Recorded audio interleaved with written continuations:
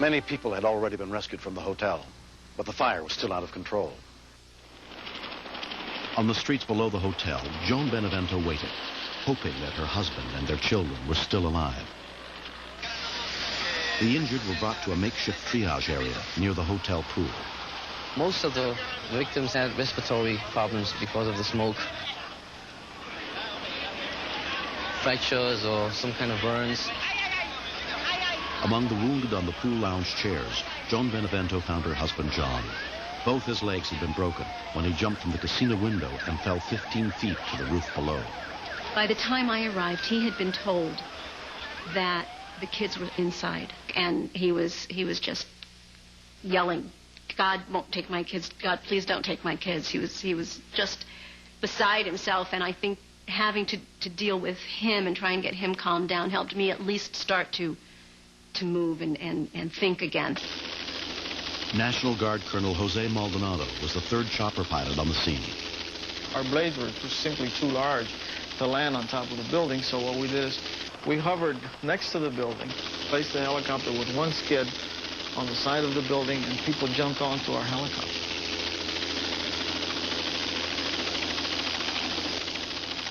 The smoke columns and the heat columns coming up jolted our helo. Sometimes it would just take us off. The smoke got very thick. I was afraid fire was going to progress through the building.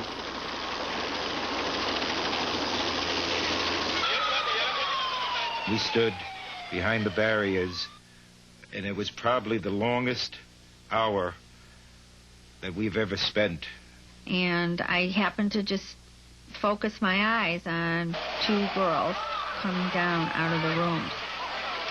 When they were just 3/4 of the way down, it just hit me that it was them. And at that point, there was no barrier that can stop us. We just tore in, we jumped over the barrier, and we ran over.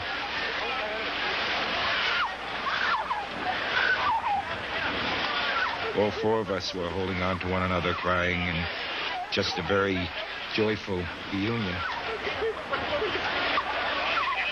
And it was just something that will never, ever go from our minds.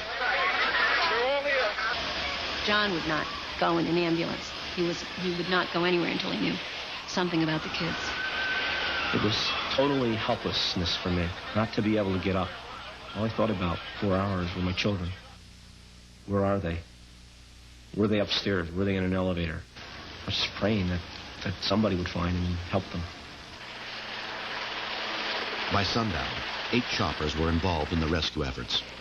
But it would soon be dark, and Bonnie Busey had still not heard from her husband, Nick. Hours were going by and hours were going by, and, there was no Nick. At the beginning of the fire, my biggest concern was me being pregnant and an unborn child. And I didn't see Nick for a long time. Then I think my concern was for him.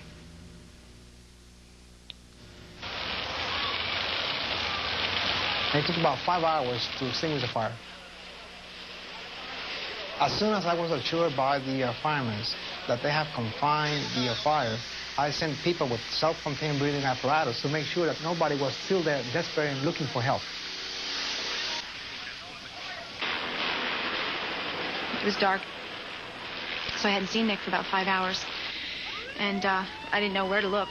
Our friends were staying at a hotel nearby, so I finally got to that hotel. I went inside. And when I walked through the doors,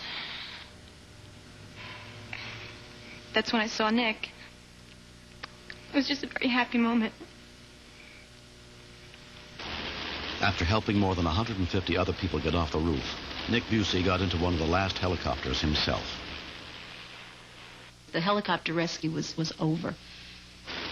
There were no more people being brought down. You're thinking the worst things that imaginable. Why are you thinking of them dead? When I just had no other places to turn, I thought I saw some movement up in the balconies. And as we came across the street and got a little closer, I could see that, in fact, there were people on a balcony. And a little closer, I could see that someone was carrying someone. a little closer still, and that person was a little person, and then the dark hair, and then I saw that it was Brandon. 7-year-old Brandon Benevento had been kept safe in a 14th floor room by a couple who did not know him. Someone was holding me back in the crowd because I was trying to get through, and I'm sure they probably thought I was some crazy person.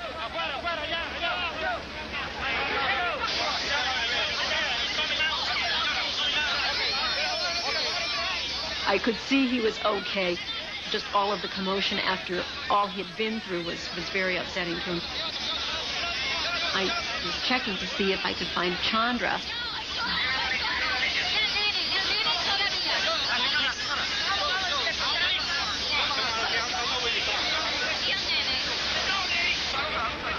Within minutes, 10-year-old Chandra was put into the arms of a waiting friend.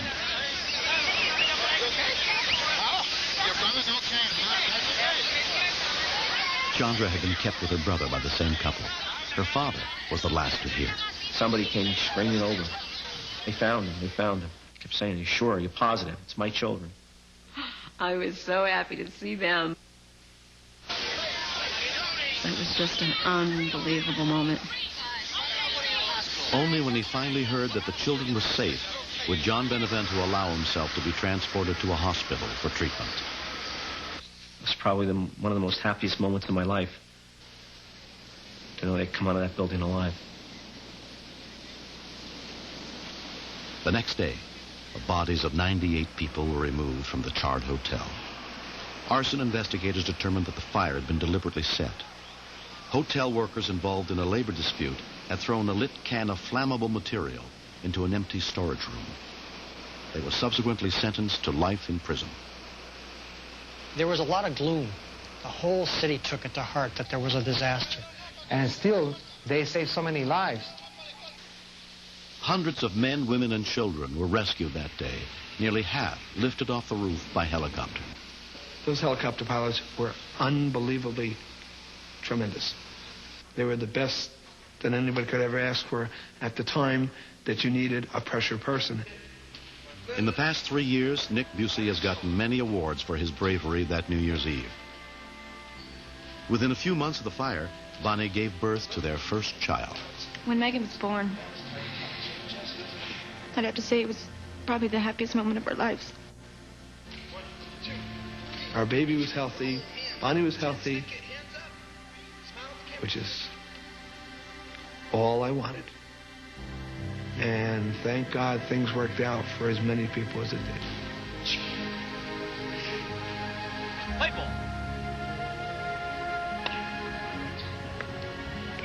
The Benevento family has gone on with their lives, but John lost a lifelong friend.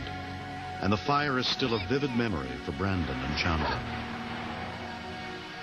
I was scared of death, and I was scared of never seeing my parents again and my friends at school.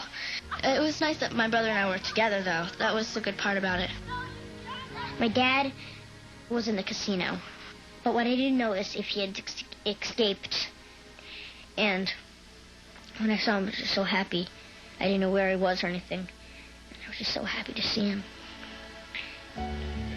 I think it's been very hard for John. I think what these people in that casino went through, I think he saw some sights that I wouldn't want to see in a movie. But you look back, and could I have saved some of my friends if I didn't run out of there, or would I have died with them?